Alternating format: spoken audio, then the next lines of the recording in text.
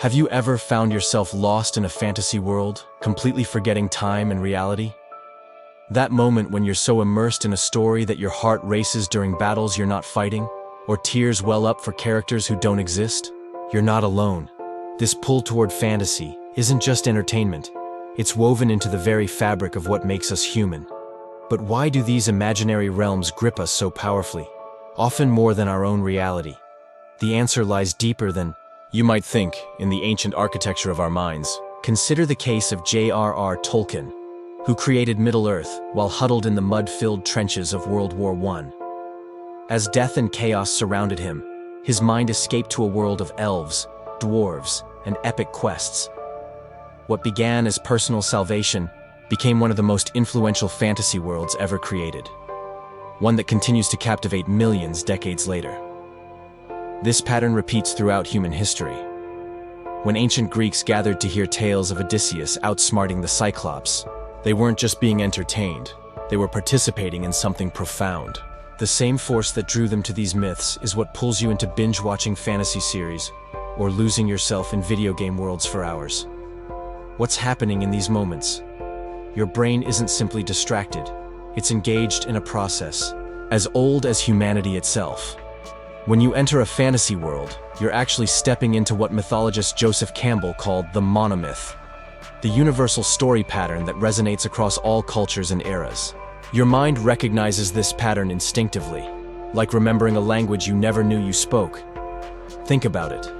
Whether it's Luke Skywalker, Harry Potter, or Frodo Baggins, you're witnessing the same archetypal journey: the call to adventure, the trials, the transformation, the return.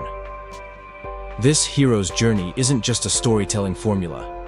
It's a psychological blueprint that mirrors your own life's challenges and growth. When you witness a character overcoming impossible odds, something deep within you recognizes your own potential for transformation. But the addiction goes deeper. Mircea Eliade, who studied religious experiences across cultures, discovered that humans are fundamentally homo religiosus, beings who crave connection with something sacred and transcendent. In ancient times, this meant rituals and myths that connected people to divine realities. Today, fantasy fulfills this same function. When you enter these imaginary worlds, you're experiencing what Eliade called hierophany, an encounter with the sacred breaking through into ordinary reality. Think about how you feel during those peak moments in your favorite fantasy stories. The coronation of a rightful king, the sacrifice of a beloved character, the final battle between good and evil, that tingling sensation, those goosebumps, the lump in your throat. These aren't just emotional responses. They're your mind recognizing patterns that speak to something transcendent within you. Carl Jung would explain this addiction through his concept of the collective unconscious, a shared psychological inheritance containing universal symbols and archetypes. When you encounter the wise mentor, the shadow villain, or the ultimate sacrifice in fantasy, you're not just meeting characters. You're confronting aspects of your own psyche. The wizard isn't just a wizard. He's the embodiment of wisdom you seek. The dragon isn't just a monster. It's the chaos you must overcome in your own life. Consider how fantasy worlds are structured around symbols that speak directly to your unconscious. The sword and the stone, the dark forest, the mountain. That must be climbed, the underworld journey. Jean Barella would point out that these aren't arbitrary images, but part of a universal symbolic language that connects the material world to deeper spiritual realities. The Ring of Power isn't just a plot device. It's a perfect circle representing wholeness, corrupted by the desire for control. The journey to destroy it mirrors your own struggle with attachment and ego. What's truly fascinating is how these fantasy worlds create what psychologists call transportation, a state where you're mentally, emotionally, and even physically responding to events that aren't happening. Your palms sweat during tense moments. Your heart races during battles. You might even duck slightly when a dragon swoops overhead in a film. Your brain, in many ways, doesn't fully distinguish between experienced and imagined reality. But here's the twist that changes everything. Fantasy isn't an escape from reality. It's a portal to a deeper reality. The worlds we lose ourselves in aren't distractions from life. They're concentrated expressions of life's most fundamental patterns. When you feel that irresistible pull toward fantasy, you're not running away from your life. You're running toward what your life is missing. This is the uncomfortable truth hiding in plain sight. The modern world has stripped away the mythic dimension of existence, leaving a void that fantasy rushes in to fill. People say that what we're all seeking is a meaning for life, Joseph Campbell once observed. I don't think that's what we're really seeking. I think what we're seeking is an experience of being alive. This is the secret power of fantasy. It makes you feel intensely alive in a world that often numbs you. Consider how our ancestors lived.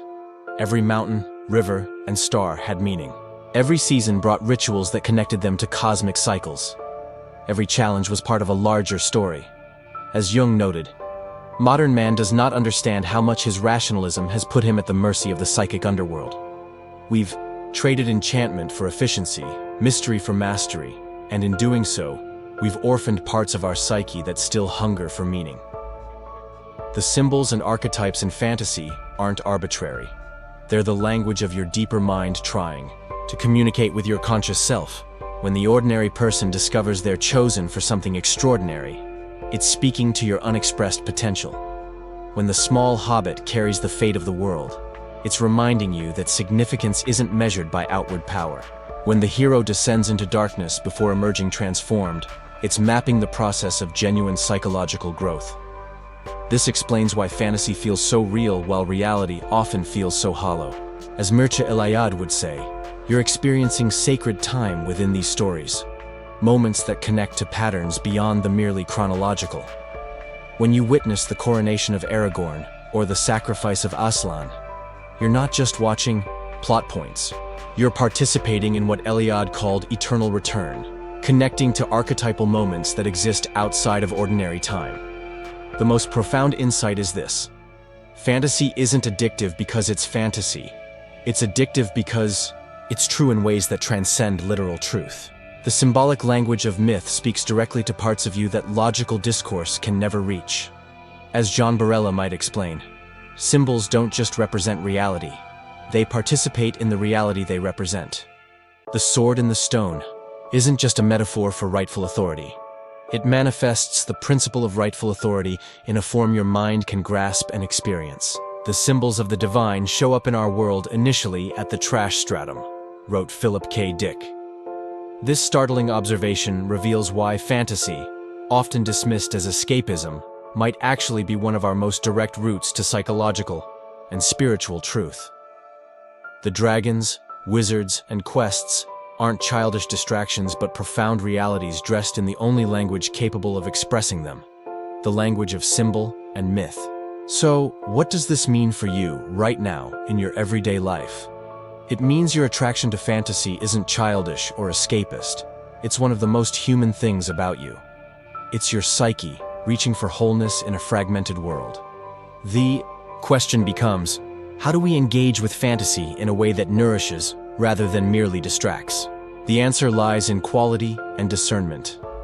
Not all fantasy is created equal.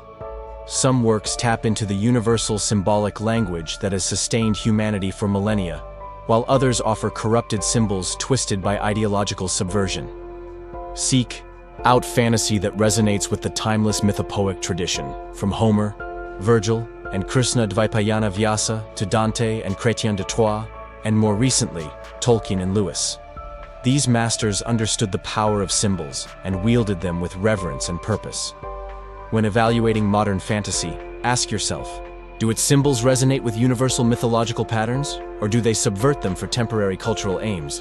This discernment protects your mind from consuming hollow or distorted symbols that fail to connect you to deeper realities. The stories you allow into your consciousness shape how you perceive the world. Choose wisely what you feed your imagination. Beyond careful consumption, begin to recognize the symbolic and psychological significance of your own actions and thoughts. Notice how ordinary gestures carry transcendent meaning when viewed through a symbolic lens. The way you greet a stranger, tend to a garden, or even prepare a meal connects to patterns larger than yourself. Try this. For one day, approach your actions as if they carry cosmic significance, because in the symbolic realm they do. Notice how this awareness transforms routine into ritual, mundane, into meaningful. As you move through the world, ask yourself, what archetypal pattern am I enacting in this moment? What larger story does this small action serve? The most powerful, fantasy worlds don't just entertain us. They remind us that we're part of something larger than ourselves. They reconnect us with what Campbell called the rapture of being alive. This isn't escapism. It's remembering what it means to be fully human. Perhaps the greatest wisdom fantasy offers is this. The hero's journey isn't just for fictional characters, it's the pattern of every meaningful human life, including yours. The call to adventure may come as a whisper, rather than a wizard at your door. The trials might take the form of ordinary challenges, rather than battles with dragons. But the fundamental pattern remains the same. The journey from who you are to who you might become. As you close this video and return to your day, carry this thought with you. What if the most fantastic thing isn't the worlds we imagine, but the world we actually inhabit? What if the most magical power isn't casting spells, but the ability to find meaning in each moment? What if the greatest adventure isn't something you watch or read, but something you live? If you're ready to explore more of these mind-expanding ideas and discover the hidden patterns shaping your life, hit that subscribe button and join our journey into the depths of human experience. Because the most extraordinary stories aren't just the ones we consume, they're the ones we live.